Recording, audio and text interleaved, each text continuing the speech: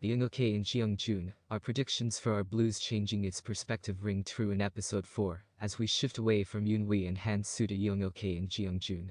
However, we actually start the episode with Sine, who is clearly depressed and struggling. Her husband is not happy that the house isn't clean, and points out the mess in the laundry room. She shrugs it off, claiming she'll take care of everything. She's lost the will to live though, and when you're stuck in that depressive, downward spiral, it's hard to find the motivation to carry on. She goes about her day with apathy. Although she deflects and questions why he can't do this himself, her partner scoops up their boy, Yul, and leaves, telling her to think of the family. Sine completely loses track of time, heading into the bathroom and preparing to have a shower after doing her makeup and hair. In the time she's spent in the bathroom, which is perceived to be barely anything at all, she's lost a whole day and Yul had to be picked up from preschool by her partner, despite him being with a client. Sine is losing her family, and she quite clearly needs some help, as she starts to drift further away. Back on Jeju Island, Young-ok gets drunk at the club.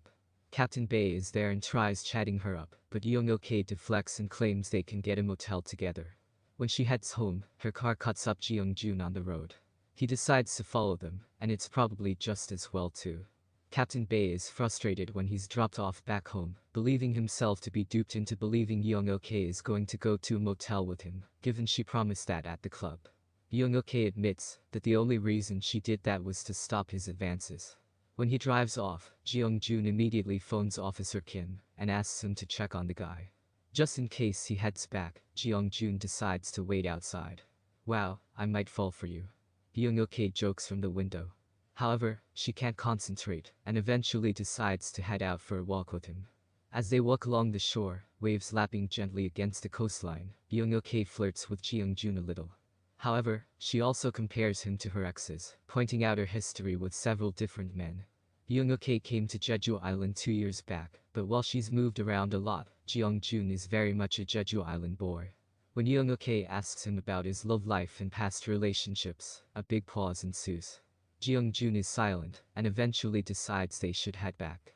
Hearing Young-ok speaking so openly about her past relationships gets Jeong-jun thinking, contemplating whether he could love someone with so many exes. He scribbles his thoughts on the inside of the bus he's staying in. In the morning, it's time for the latest dive. All the grumpy elderly are at the pickup point, and they grumble over Young-ok turning up late. She apologizes for her tardiness, and eventually heads out onto the water, with Jeong-jun serving as the boat captain of course.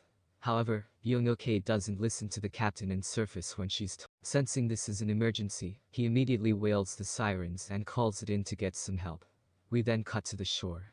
Young-ok is okay though, but the women she's dived with are angry. After all, they could have got ill from staying on the boat in the cold like that.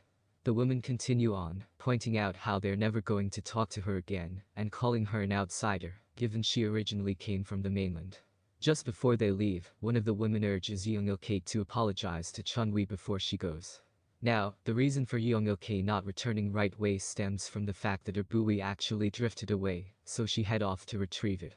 Young-ok fails to see the error of her ways and claims everyone is ganging up on her. Now, a separate storyline to this centers on Young-hyun and Young-ju. The latter is late for her period, and she realizes, with dread, that she may be pregnant. She tells Young-hyun to prepare some money just in case, and even sends him off to pick up a pregnancy kit for her. Tensions continue between Captain Bae and Jeong-jun later on that day. After reporting him for drunk driving, he believes Jeong-jun has a vendetta against him. That's not true of course, he actually just wants the man to be a law-abiding citizen. When Bae squares up to Jeong-jun and tries to start a fight with him, it's eventually broken up. Later that evening, Jeong-jun meets with Young-ok again, who wants to see the inside of his bus. The same bus, if you'll remember, that he's been scribbling up the side with questions about romancing Young-ok. Before she arrives, Young-ok heads over to see Chun-wee, wanting to apologize properly. When Chun-wee mentions her parents and why she's been lying, Young-ok has no words and walks away. While these old ladies believe that Young-ok will leave soon, in reality she actually wants to live her life on the island. She opens up to Jeong-jun over at his place, admitting she's been disliking Captain Bae since the previous night.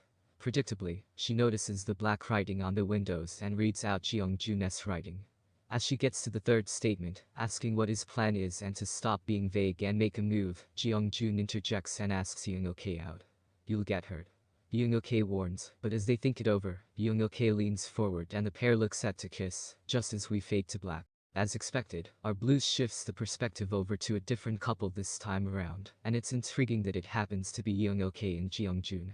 This chapter allows us to dive into Young-ok's psyche and how she feels like a bit of an outsider.